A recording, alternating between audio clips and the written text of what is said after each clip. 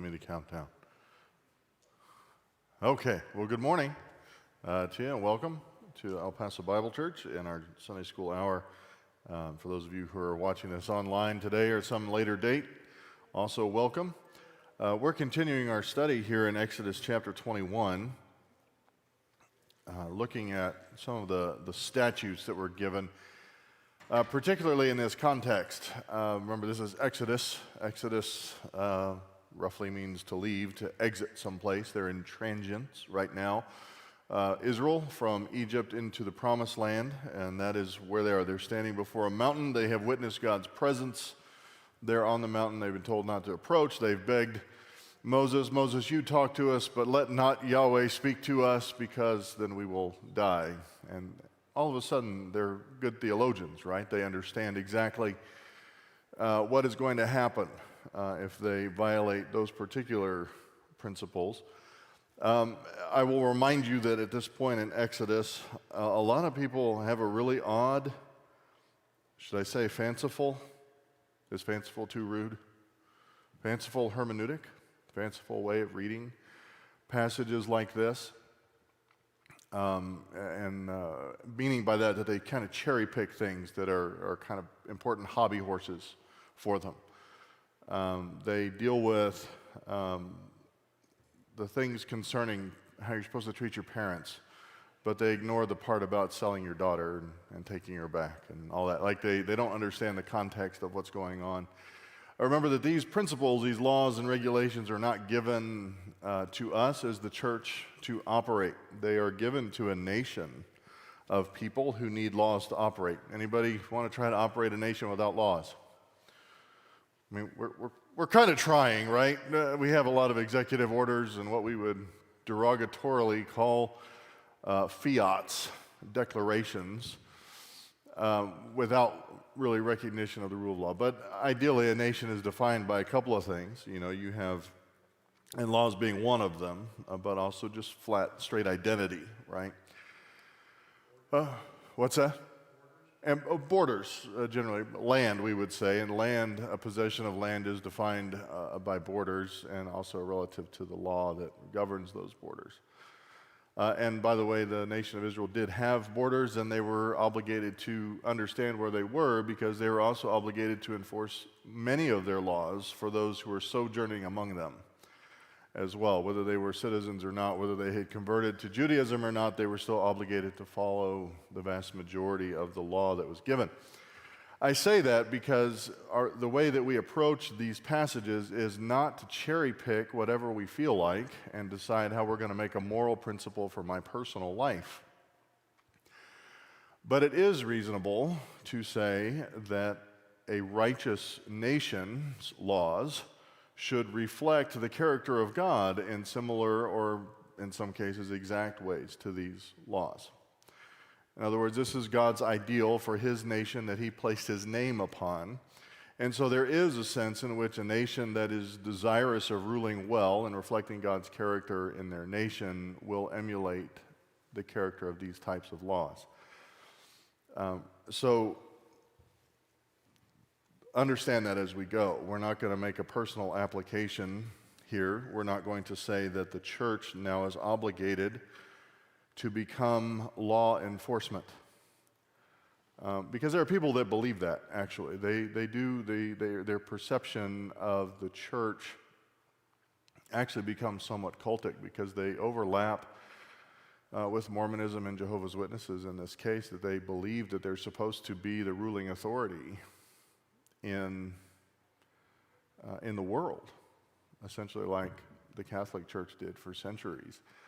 Believed that they were supposed to be the ruling authority. And I spent my entire undergrad degree studying how that particular aspect of Latin American colonialism worked out, and it didn't work out well, by the way. It was subjugation, slavery, suffering, and pain for generations and generations of people. And that's not unexpected. So we're not going to say that. We're also not going to elevate the church to law enforcement status, which, by the way, is what your government wants when it comes to COVID restrictions. They do want us, they want businesses to do that, they want churches to do it, they want everybody to do that, to take something that's not a law, and to become the enforcement agents for that. I carry a gun, but I do not have a badge. I'm not a sworn law enforcement officer, and I'm not going to do that. So, left my ticket pad at home. Anyway, so Exodus chapter 21, with that in mind, understanding that this is being given to a people who has been operating under the laws of another nation, under the laws of Egypt, up to this point, and this is their, so to speak, their constitution, if you will. Maybe not that level, but it is guidelines, regulations. Verse 12, we talked about the slavery issue. We talked about how the difference between the men and the female slaves going to someone's house, that the female slave was supposed to be redeemed back into her father's house if she was taken as a wife. We talked about that. If you want to know the particulars, you can go back to that message. But it was a protection of her. So personal injuries, verse 12 of chapter 21, starts out with something that really is familiar. He who strikes a man so that he dies shall surely be put to death. Now that means that the execution should be pretty immediate, by the way. Surely, that's the idea. There's no doubt that this is worthy of death and it should be done. But if he did not lie in wait for him, but God let him fall into his hand, then I will appoint you a place to which he may flee. That's fleshed out as a city of refuge later on in the history of Israel. What's the principle? And that is that somebody that strikes down God's image bearer in the world is worthy of death, execution. There's a distinction that's made here. I don't know if y'all were watching the news. There was a Boy Scout on his way to Sunday school on, was it Friday? He was on his way to Sunday school. He had the day wrong. And he ran into a guy that just happened to have marijuana that he was trying to sell over at the McDonald's at Osborne and Mesa. You didn't read about this? This is a capital murder charge, people, right here in little old Paso, right? Two guys show up. They had in mind that they were going to steal this guy's marijuana and ended up shooting him and killing him. And then they ran, were hiding out in an auditorium building behind the stage at UTEP. Not only were they Boy Scouts, they were real Mensa candidates. Let's go shoot a guy a block from the West Side command station of the police and hope that we don't get seen. Can you do anything without being seen these days? Like, it's not as bad as London or as the UK where they have cameras everywhere, but it's pretty bad. You don't need cameras everywhere that the government has when you got cameras everywhere, right? They can find that. Take that off anyway. Jacob tells me that messes up the microphone. Capital murder charge, no bond. What does that tell you? They're pretty stinking sure he did it. They have a positive ID from an off-duty cop right outside of McDonald's there. Capital murder charge. How long do people stay on death row? Decades. In some cases, they've lived to see their grandchildren on death row. That's not just. That's not just. Now, I will say that our standard, and the reason we have that problem, our standard in this country for capital punishment is lower than it was under the Mosaic Law. It's supposed to be eyewitnesses. And you'll find that there are other things that you can be put to death for under the Mosaic Law that you can't be under the United States law. But it's unjust because it's supposed to be a sign to people to warn them not to lie in wait in order to strategize, premeditation to take someone's life. What do we learn from people staying on death row for 40 years or 50 years? You get to live a long life. You lose some freedom of movement. But it's going to be forever and ever and ever before you actually are put to death. That's not just, and it doesn't accomplish the purpose of capital punishment. In my opinion, if you're going to communicate that to people, you might as well just let them go. Anyway, verse 13, but if he did not lie in wait for him, in other words, if it wasn't premeditated, this is an interesting statement, if God let him fall into his hand. In other words, if there is some question as to what happened here, then I will appoint a place which he may flee. So in that situation where it wasn't clear exactly about the premeditation, there was an escape. If, however, a man acts presumptuously towards his neighbor so as to kill him craftily, you are to take him even from my altar, that he may die. What do you see in, I think it's frequently old westerns. I don't know if you all watch old westerns. All new westerns are junk, and the old westerns are good, and so I watch the old westerns. But what happens in the old, dry, dusty towns if somebody is fleeing from a posse? Where do they often go? The altar. I mean, they come right up here, and all of a sudden, they're not just Boy Scouts on the way to Sunday school. They're altar boys getting ready to serve communion, and they fall down on the floor and beg the priest, you can't kill me here, this is a sanctuary. That principle doesn't exist in Scripture either, right? He said if it was premeditated, I don't care if he's in the middle of a sacrifice at my altar. I don't care if he's singing the praises of Yahweh at my altar. I don't care. Drag him out and execute the punishment that he may die. There were very few alterations, very few contingencies here. You are to take him even from my altar that he may die.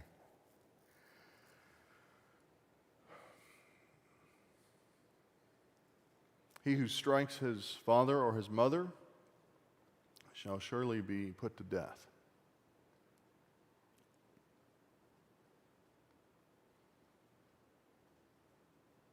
How often do we read news stories like that? Have y'all noticed the level of, at least the level of reported domestic violence has increased? It was so much that it kind of dropped us a notch here in El Paso. We've always ridden in number 1, number 2 of reported safe cities of our size since I've been here. Maybe not forever, but in my experience, since I've known where El Paso was, other than, old El Paso salsa, right? Which is a travesty that they call it old El Paso salsa. It's awful. It's worse than Pace. But what has been increasing? In fact, what was Governor Abbott's rationalization for saying that liquor stores were essential businesses during this shutdown? Y'all remember? Pepperidge Farm remembers. I remember. He said it was going to increase domestic violence, not giving alcoholics their substance. Can you imagine that? That's what he said. We can't close the liquor stores down or anarchy will increase in people's homes and people will beat up on their family more. What happens if you call the police for a domestic violence situation? Y'all know?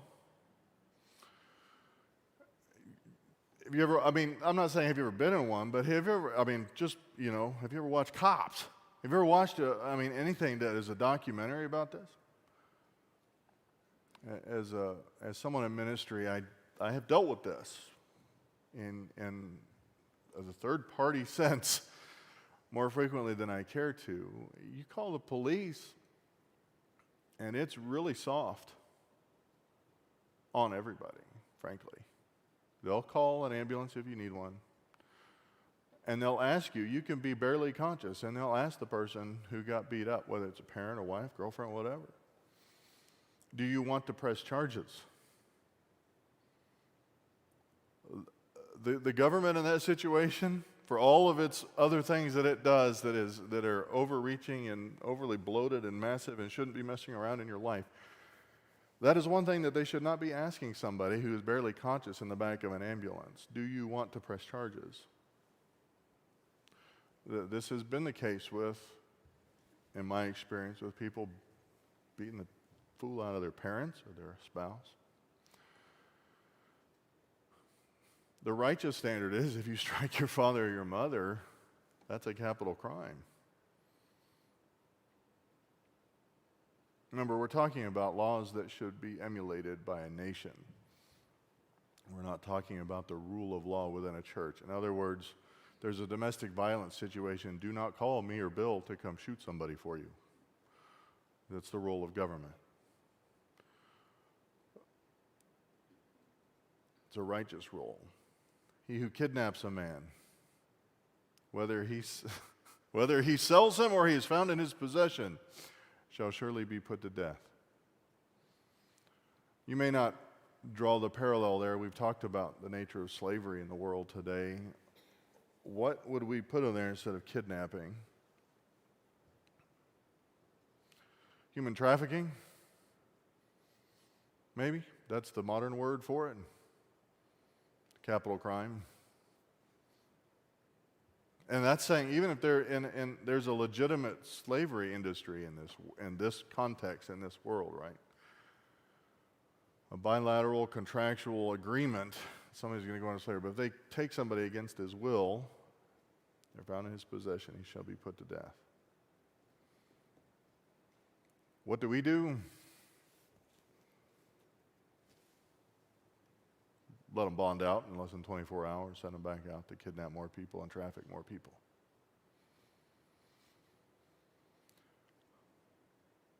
He who curses his father or his mother shall surely be put to death. That's not using naughty words for excrement, by the way. That's not what that means. Did you grow up if you grew up in the church, you probably ran into a wide variety of what cussing is. My mother and father were fairly severe when it came to the language that you used.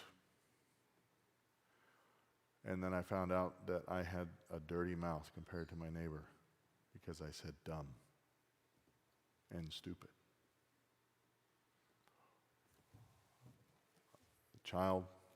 Friend of my brother's, we do not use that kind of language here, Josh. Wide variety of what is presumed to be cursing, right? Different languages have different severities, right, of what is presumed to be that. When you curse your father or your mother, you were calling down God's judgment upon them for their behavior. You were saying, the Lord ought to judge you with your life for what you have done to me. And that's not your place.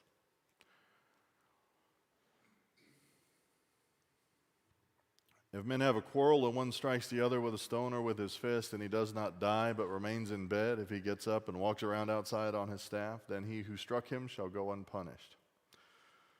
He shall only pay for his loss of time and shall take care of him until he is completely healed.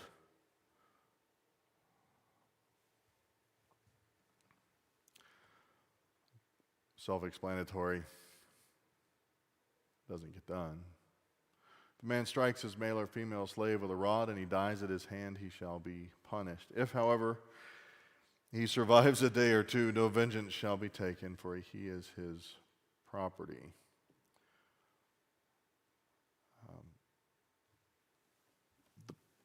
The parallel to this that I see is that it's fairly obvious if somebody's dying at someone's hand, right? They counted, I don't know if you recall, August 3rd, 2019, the Walmart shooting here in El Paso. People died of their injuries months and months and months later. And they were counted in the death toll from August 3rd, 2019. I'm not quite sure that that's appropriate because you don't know at that point if they're sick. I mean, it's an estimation. Something that they're dying of those injuries or if they died of something else. The same thing happens with COVID, right? Did you die of COVID or did you die with COVID? The severity of that situation can be altered. If somebody, well, here in the border we have such a prevalence of diabetes and heart disease and high blood pressure, heart disease, and things like that. It's no wonder that something like that hits us very hard here. But many, many, many of those people couldn't be said explicitly to have died of COVID. They died of a lack of health. And so that's what they're saying. You can't know for sure that a person died at your hand or had they died of something else. No vengeance shall be taken. But men struggle with each other, and I know that this is like reading the phone book somewhat, guys.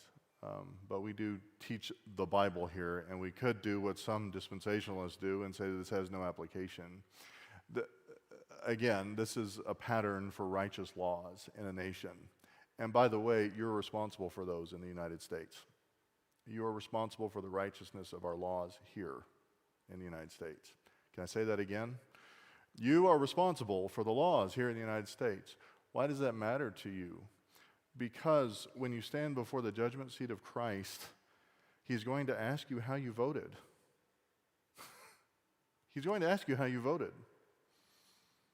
And if you're voting for unrighteous people, making unrighteous laws, subjugating people and treating them poorly, I am going to be held accountable for that.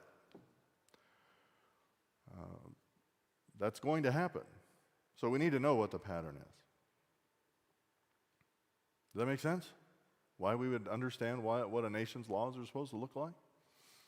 All right. But men struggle with each other and strike a woman with child so that she give birth prematurely, yet there is no injury. He shall surely be fined.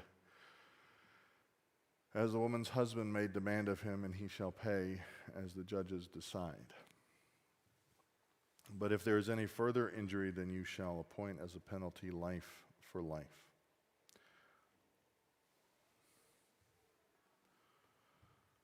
Remember that they do put a price on human life in the Old Testament law.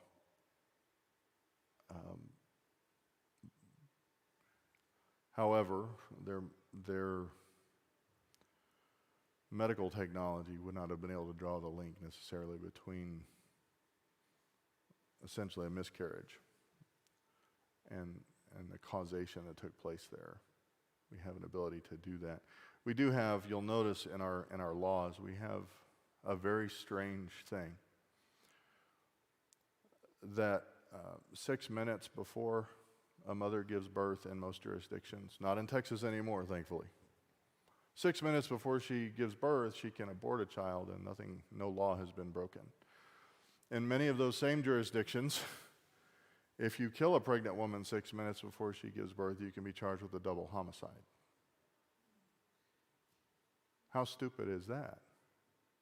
Stupid. Insane. So just because of someone's feelings, which we don't know whether they had or not, we can now charge them with a double homicide. If there's any further injury, then you shall appoint as a penalty life for life. Here's one we hear a lot. Eye for eye, tooth for tooth, hand for hand, foot for foot, burn for burn, wound for wound, bruise for bruise. And in our culture we say, that sounds barbaric, right? It doesn't really sound barbaric to me. Especially not in the context. What would happen if, in most of the cultures around there, if you plucked out somebody's eye? They'd kill you, your family, and your grandparents. Like everybody. It was a limitation, right? You can't go beyond an eye for an eye, a tooth for a tooth, hand for a hand, foot for a foot. I think it's perfectly legal and responsible, actually, to take somebody who's locked a foster kid up in a cage with no food and water for a year and a half to do the same. Actually. I think that's perfectly reasonable and should be well within the laws of a country to be able to treat somebody as they've been treated. It does sound barbaric, doesn't it? How do you treat barbarians? Anybody? The ancient Near East had no problem treating barbarians barbarically. They didn't. Eye for an eye, tooth for a tooth, hand for hand, foot for foot, burn for burn, wound for wound, bruise for bruise. There are places today that go well beyond this, by the way. You are not allowed to chew gum in Singapore. Did you know that? Gum is illegal in public in Singapore. If you're caught chewing gum in public, what happens? The same thing that happens to everybody in Singapore, right? They don't write tickets in Singapore, they beat you with a cane. See, that may be barbaric. But beating somebody with a cane that beats somebody with a cane, that's not barbaric. Well within the jurisdiction of a nation. If a man strikes the eye of his male or female slave and destroys it, he shall let him go free on account of his eye.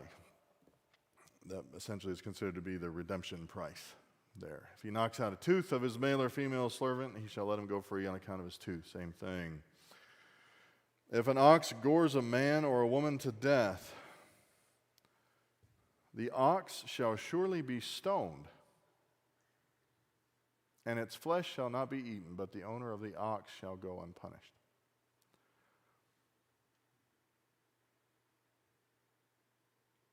I have a steer in my backyard. He doesn't like me for a variety of reasons that are all, I've not been mean to him, but he is a steer because I made him a steer. I don't think he likes me since then. Y'all are country enough to know what a steer is, right? Okay, all right. You know, some people just think that all cows are cows, right? I decide who gets to keep their equipment on my property when it comes to the animals. He doesn't like me, but he didn't have horns. But if he could, he'd probably gore me. He's polled.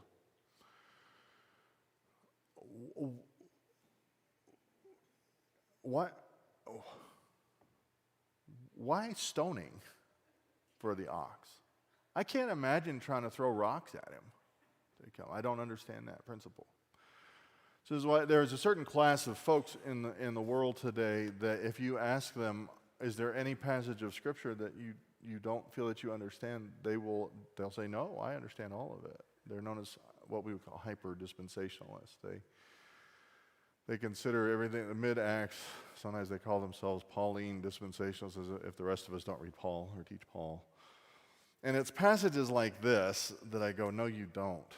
Either you haven't read that or you're just being foolish. You don't understand why I have to stone the ox. Because the method of execution is mandated here. If an ox gores somebody, you have to stone him. And you can't eat him. It's a big loss.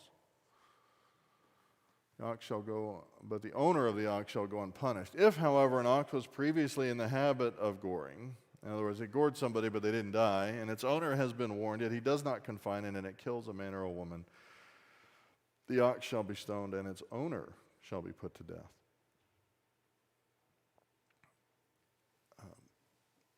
You're responsible for the animals that you possess. I live in Canutillo, up near Vinton, and there are a lot of dogs loose in the neighborhood. A lot. One really doesn't like my motorcycle. And when I drive by, he comes, it's a German Shepherd, he's not a Chihuahua. He's a big dog.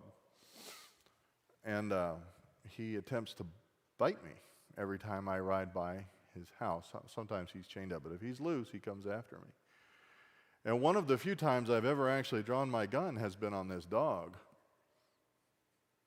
This dog. I've drawn my gun on this dog before, and all of a sudden, people come running out of the house. Don't shoot my dog! Don't shoot my dog!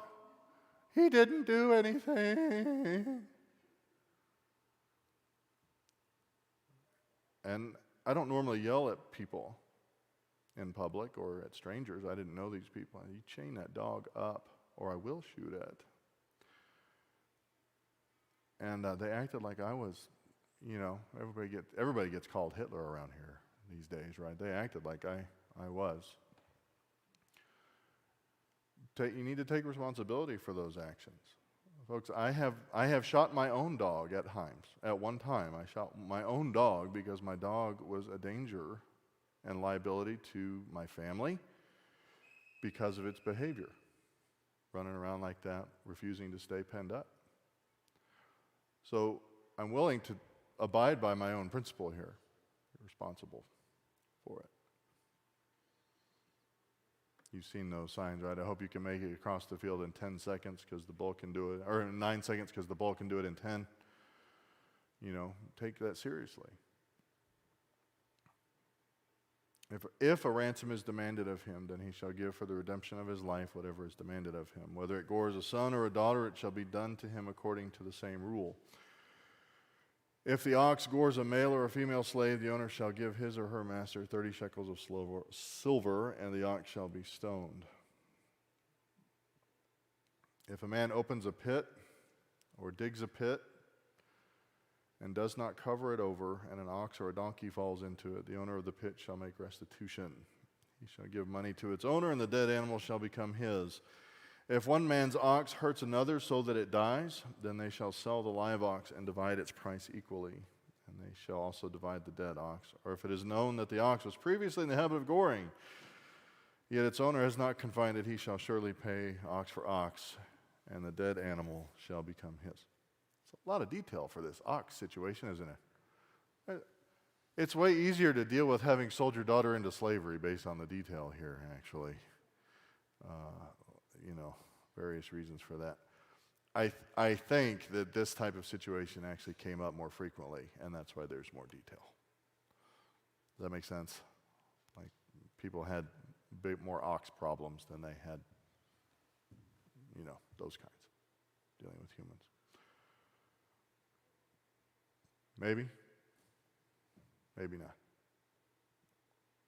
Yes, Becky.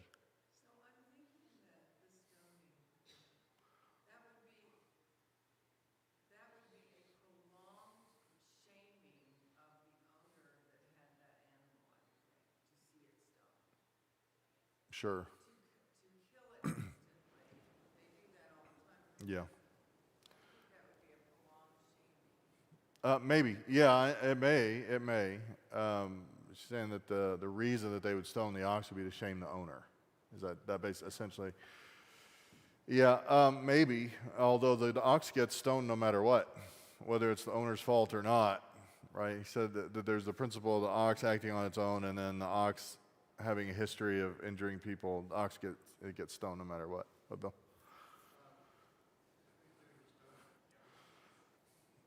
I wouldn't want to do it alone. I don't think I could throw enough rocks fast enough.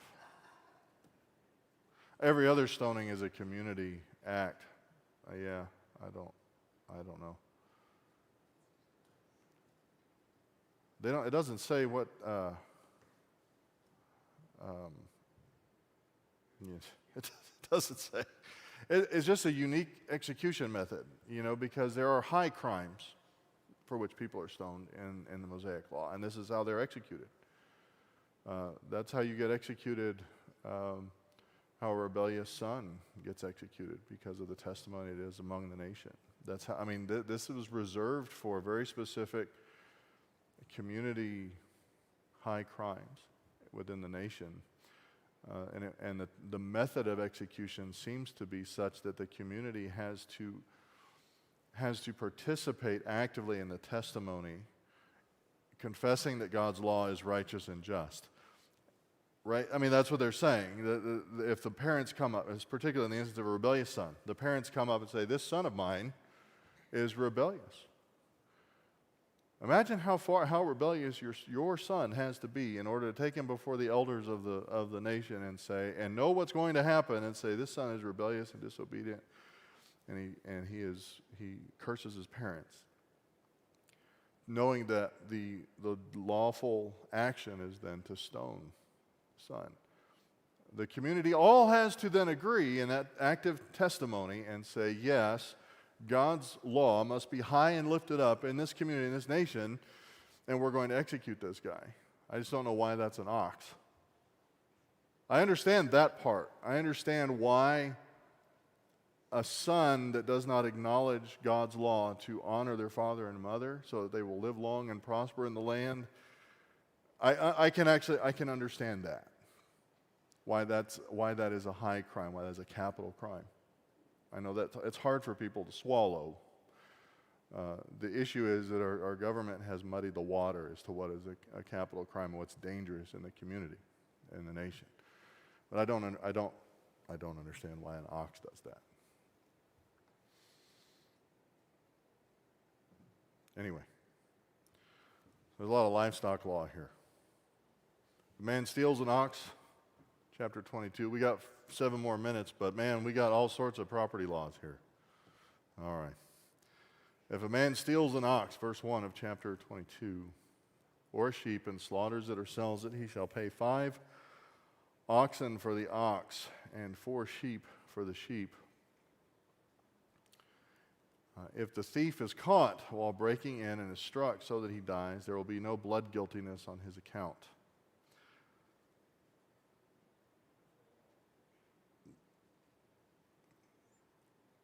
Why?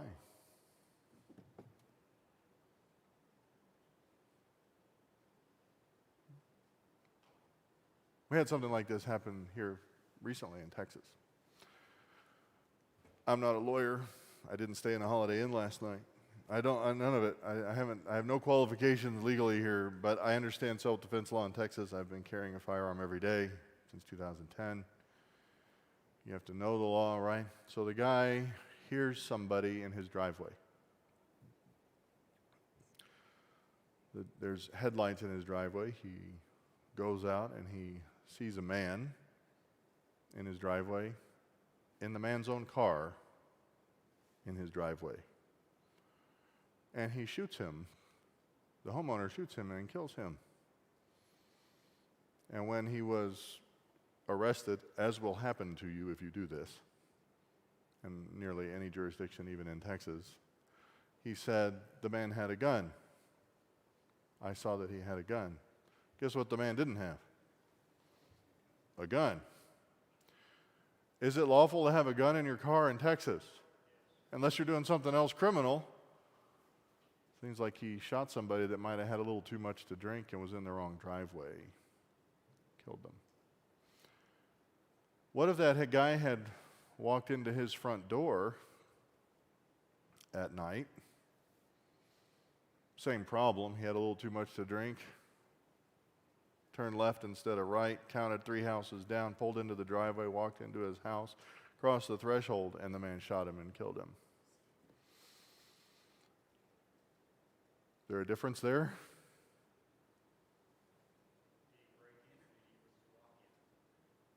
I don't know. Maybe he walked in. Maybe he beat the door down. What happens when somebody's in your home in the middle of the night, in the dark? What don't you know? You don't know who it is and what their intentions are, and generally the law recognizes that in Texas and considers whatever his intent is, you don't know what it is, and it's considered justified use of force generally to do that. Saying if the thief is caught while breaking in and struck so he dies, there'll be no blood guiltiness on his account. You'll hear people often say, even in that scenario, well, he probably just wanted a TV, or he probably just wanted this, or he probably just wanted that, or whatever. You flat don't know that. And in this case, it's the same reflection of that principle. You don't know what the thief is breaking in for. A very good friend of Priscilla's and what's the corporate? I know 4 different languages like the back of my hand, actually, but I can't remember this possessive, the corporate possessive here. We have a very good friend several years back. I think it was 5 or 6 years ago now, right after we moved back to El Paso. A gentleman, we'll use that term loosely, criminal broke into his home with a gun and whatever they call the fake Xanax in his mouth. 2 Xanax in his mouth. And Clay had a gun also. And paused for a minute because he has kids older than this criminal, I think. And said, instead of shooting, said, "Get out of my house." Bam, shot him and killed him. Nurse practitioner, father of how many kids? 7, 5, 6, 7, somewhere in there, somewhere around our size of family. Deacon in his church, head of the youth program in his church for 25 years. Used to be a basketball coach for the junior high when we were in school. Life ended just like that because he paused in that moment.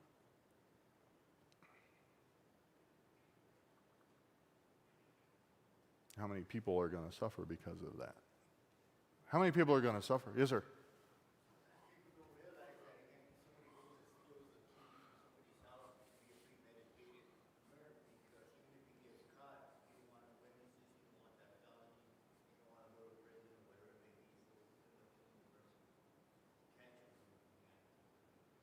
Yeah, yeah.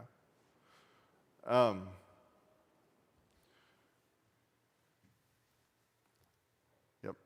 I don't know that I understand entirely what you're getting at, but yeah, they don't want the felony, so they don't break in, you're saying? They don't beat the door down.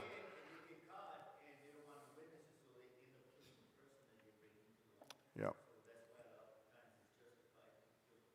Right, right. Okay.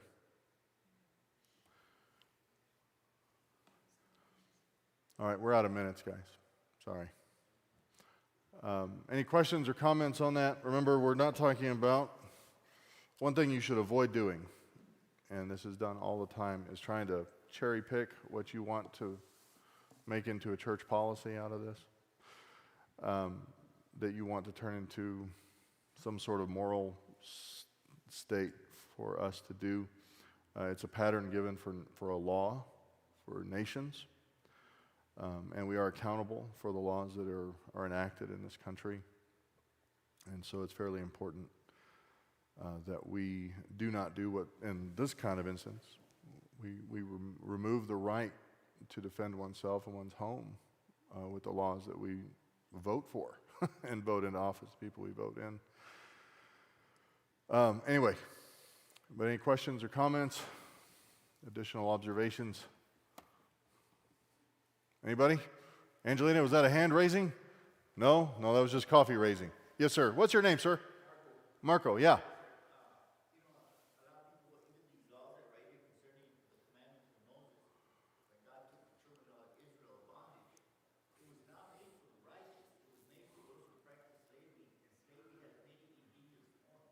Uh-huh.